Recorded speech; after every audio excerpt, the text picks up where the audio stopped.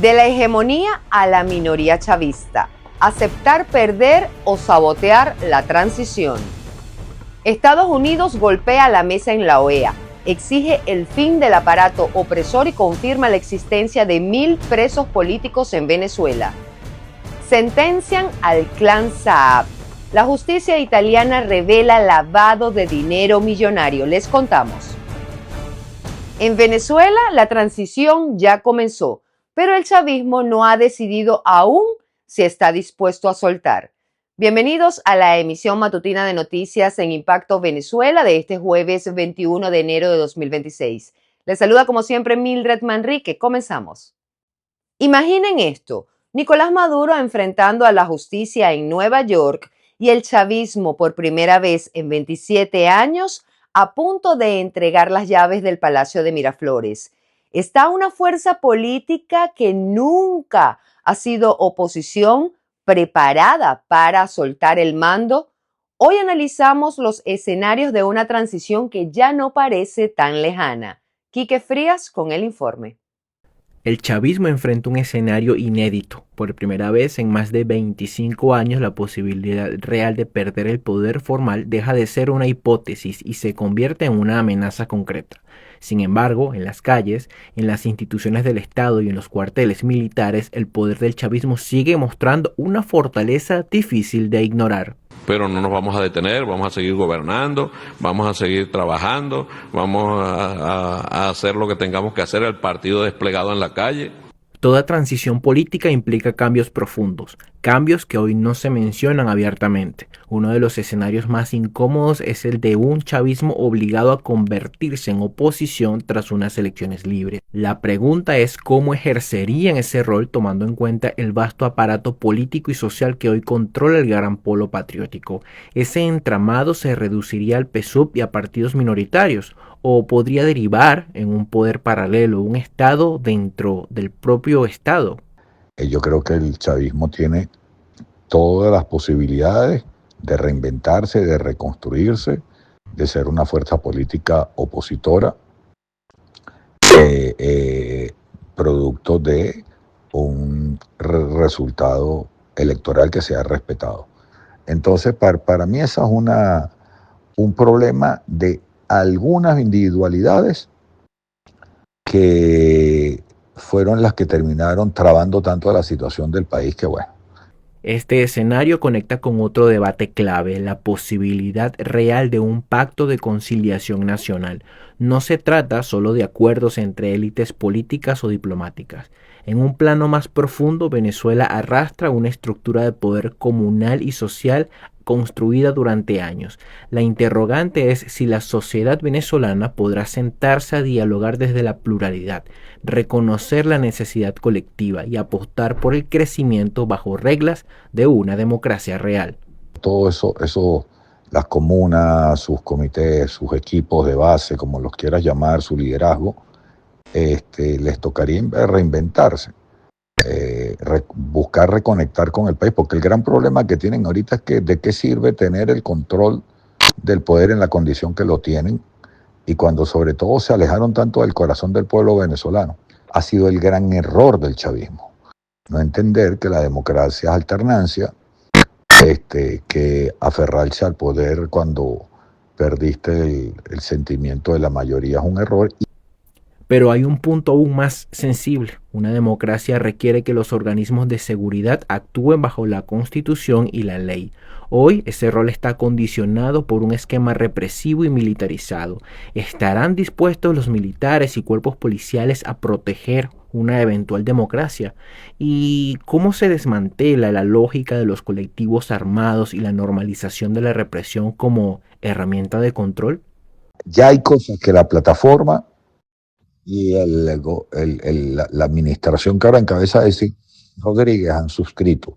Si nos vamos por ahí, trabajamos por ello, creo que podríamos perfectamente lograr un proceso de transición dialogado, que pueda incluso servir para reconciliar al país y para llegar a unas elecciones en el mejor ánimo emocional y afectivo que podamos encontrar para que nadie sienta que unas elecciones son una guerra. Venezuela atraviesa una transición sin garantías claras. El desenlace no dependerá únicamente de unas elecciones, sino de una pregunta más profunda: si el chavismo en su conjunto está dispuesto a aceptar las consecuencias de la democracia y asumir por primera vez el papel de oposición. Reportó para ustedes Quique Frías, Impacto Venezuela.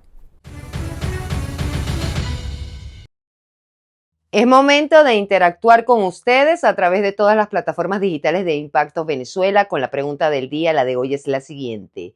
Quizás no a corto plazo, pero el chavismo podría pasar de ser un músculo político hegemónico acostumbrado al poder absoluto a una minoría real sin experiencia en la oposición. Un giro inédito que abre una pregunta de fondo para los venezolanos. ¿Es posible la tolerancia democrática tras 27 años de opresión? Participa, argumenta tu respuesta, los comentarios están a tu disposición. Te leemos en la emisión estelar. Mientras la presidenta encargada de Venezuela, Delcy Rodríguez, habla de soberanía, reinstitucionalización y democratización de la política, resurge una paradoja difícil de ignorar. ¿Es posible combatir al imperio norteamericano cuando se ejerce el poder bajo su tutela? El reporte con Juliana Palmar. La encargada de la presidencia de Venezuela, Delcy Rodríguez, afirmó que en la política nacional existen sectores subordinados a intereses externos. Fallado. Y se ha fallado porque debemos decirlo. Es en el ejercicio de la política, porque hay sectores muy, pero muy vasallos de poderes externos que no están pensando en los intereses nacionales, pero que históricamente han sido proyectos comprometidos con los intereses foráneos, con poderes foráneos, y le han dado la espalda a Venezuela. Su declaración expone una contradicción. Mientras se denuncia injerencia foránea, el poder permanece concentrado en un mismo clan político que hoy se alinea con intereses de Estados Unidos, al que denominan desde la izquierda el imperio y al que en reiteradas ocasiones declararon que debe morir. Lo irónico es que este sostenimiento pasa por la lealtad interna del propio chavismo como fórmula de permanencia en el Estado. Lo que tenemos que entender es que en este momento Delcy Rodríguez se encuentra entre dos presiones muy fuertes. Por un lado, tiene que satisfacer y cumplir las demandas del presidente Trump si no quiere terminar en una cárcel como Nicolás Maduro. Y por el otro lado, tiene que hablarle a su base chavista y mantener la cohesión en su base chavista si no quiere que los factores más radicales del chavismo, como Diosdado Cabello o incluso Vladimir Padrino López, perciban que está haciendo demasiadas concesiones a los Estados Unidos y la desplacen del poder. Por eso es que Delcy enarbola este discurso de denuncia, de influencias externas, porque entiende que ese discurso no tiene como destinatario, como audiencia, el gobierno de los Estados Unidos, sino que tiene como destinatario y audiencia su base política, el chavismo de base, el chavismo convencido, y es un discurso sobre todo orientado para mantener la cohesión. Rodríguez insistió en la necesidad de reinstitucionalizar Venezuela, aunque aclaró que primero hay que redireccionar y corregir de raíz el ejercicio de la política. El planteamiento coincide con el anuncio previo de Jorge Rodríguez sobre un paquete de reformas presentado como un punto de inflexión. Este discurso de asumir los errores le habla a esa base, prácticamente gana tiempo, les pide paciencia y les hace creer la ilusión de que estarán trabajando para corregir los viejos errores, pero no pueden corregir los viejos errores porque ellos son parte de la cúpula política que generó esos errores. En segundo lugar, el principal riesgo de confiar en Clan Rodríguez para una apertura democrática y una transición a la democracia en Venezuela es que, sin lugar a dudas, ellos se quieren quedar en el poder. El objetivo en este momento del Clan Rodríguez no es cumplir la Trump para lograr una transición a la democracia en Venezuela. El objetivo en este momento es irle cumpliendo a Trump sin molestar lo suficiente a la base chavista, ir ganando tiempo para que en algún momento un proceso político interno de Donald Trump lo haga distraerse o lo destituyan del cargo o simplemente pase el tiempo, pasen los años y él salga del poder y se olvide de liberar a Venezuela. Entonces, en el contexto de contradicciones, durante la reunión del Consejo Federal de Gobierno, el chavismo reitera los contactos y negociaciones con Estados Unidos e informa proyección en el ámbito social. Reportaron más de 35,000 proyectos ejecutados, un aumento del 37% en la inversión territorial y una distribución de recursos de 53% para el Poder Popular, 29% para gobernaciones, 15% para alcaldías y 3% para el fortalecimiento institucional, buscando proyectar una imagen de solidez institucional y confianza. Para Impacto Venezuela, Juliana Palmar. La situación de los presos políticos en Venezuela ya no solo es una crisis de derechos humanos, sino una manipulación de cifras.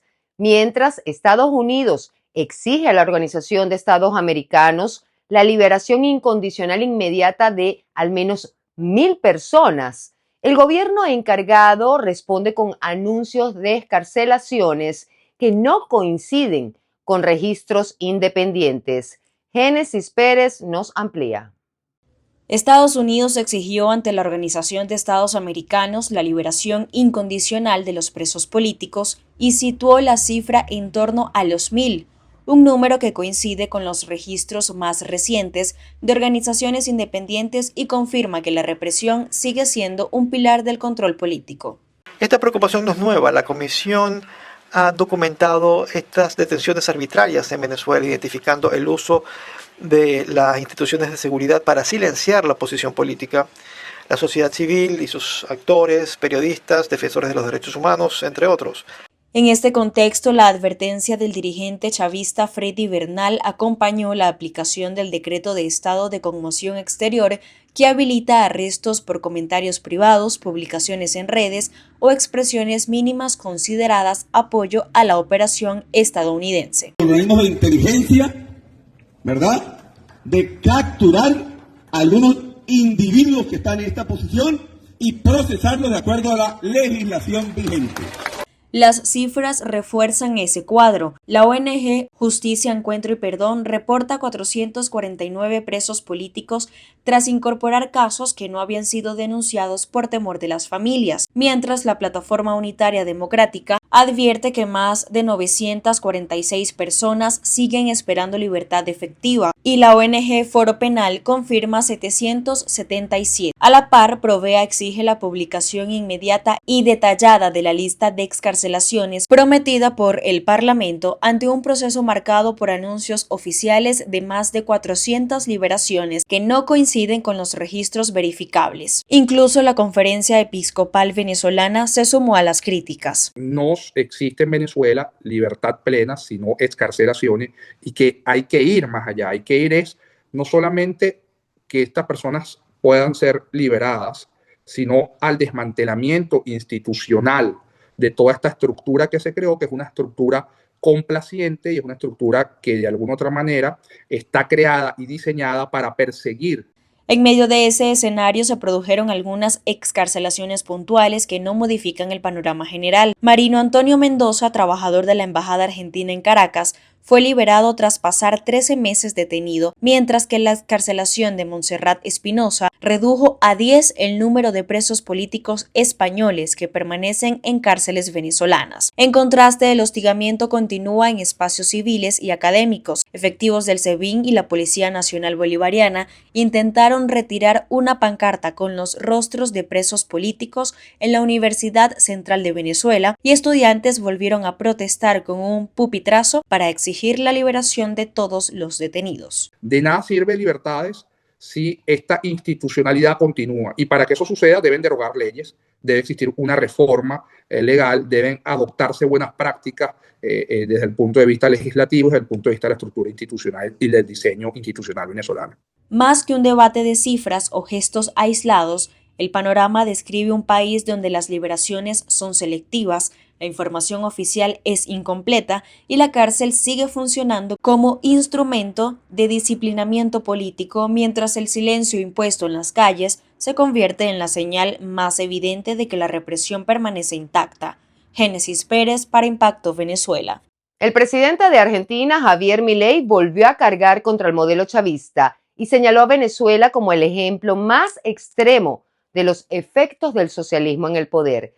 Citando a Thomas Sowell, advirtió que las utopías ideológicas solo terminan ignorando realidades y erosionando libertades. Escuchemos. Nunca debemos olvidar las palabras de Thomas Sowell sobre el socialismo, el cual le reconocía el mérito de que suena muy lindo, pero cuya contracara es que siempre termina mal, horriblemente mal. Sin ir más lejos y más allá de los continuos desastres causados por el socialismo durante el siglo XX, vemos los daños aberrantes causados en Venezuela, y no solo por una caída del 80% de su PIB, sino que mucho peor aún, a la luz de establecimiento de una narcodictadura sangrienta cuyos tentáculos terroristas se expandieron por todo nuestro continente americano.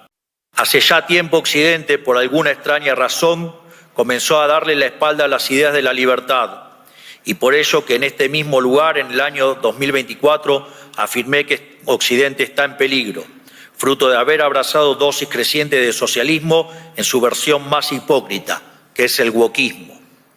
A su vez, en 2025 expliqué los parásitos mentales que sembró la izquierda en la humanidad. Sin embargo, 2026 es el año en que les traigo buenas noticias.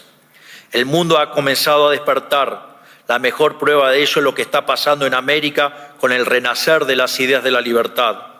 En Impacto Venezuela seguimos minuto a minuto el desarrollo de los acontecimientos. A continuación, información de última hora. Excarcelan al yerno de Edmundo González Urrutia. Rafael Tudares Bracho, esposo de Mariana González, hija del líder de la oposición, fue excarcelado la noche de este miércoles tras una decisión unilateral entre la presidencia encargada de Venezuela y los buenos oficios de la Embajada de Suiza y la Arquidiócesis de Caracas. El Tribunal Especial Tercero contra el Terrorismo emitió una medida cautelar sustitutiva a la privativa de libertad en un expediente que lo vinculaba con operaciones de desestabilización. La liberación prevista inicialmente para diciembre como un posible indulto presidencial se concretó ahora con la mediación de actores diplomáticos y civiles. El reencuentro con su familia se realizó en la residencia de Suiza en Caracas con la presencia del arzobispo Raúl Biort y el embajador suizo. La excarcelación marca un giro en un caso que había sido denunciado durante 380 días como instrumento de presión política y que ahora abre un nuevo capítulo en la relación entre instituciones religiosas, diplomáticas y el gobierno encargado de Venezuela. El clan Saab condenado, sentencia en Italia por lavado de dinero. La justicia italiana condenó este miércoles al exministro y empresario Alex Saab a 1 año y 2 meses de prisión y a su esposa Camila Fabbri a 1 año y 7 meses. Ambos aceptaron un acuerdo judicial tras admitir su culpabilidad en una red de lavado de dinero que operaba entre Italia, Rusia y paraísos fiscales. La fiscalía confirmó que el clan blanqueó fondos provenientes de la corrupción internacional y de ayudas destinadas a Venezuela para adquirir, entre otros lujos confiscados, un apartamento valorado en 5 millones de euros en Roma. La sentencia también alcanzó a la hermana Beatriz Fabbri y a su esposo Lorenzo Antonelli, ratificando el desvío de recursos públicos hacia cuentas privadas en Europa. Aunque la condena es firme, los Saab Fabbri no pisarán la cárcel. Al pactar penas menores a 2 años y encontrarse bajo la protección del Estado venezolano, el acuerdo les permite cerrar el expediente judicial en Italia y evitar un juicio público. Y así ponemos punto y final a la emisión matutina de hoy. Para más, visiten www.impactovenezuela.com y nuestras redes sociales @ImpactoVE. Información sin censura. No olviden suscribirse al canal de YouTube, activar las notificaciones, compartir y por supuesto comentar. Ayúdennos a mantenernos conectados con ustedes. Muchísimas gracias por su sintonía. Nos vemos mañana.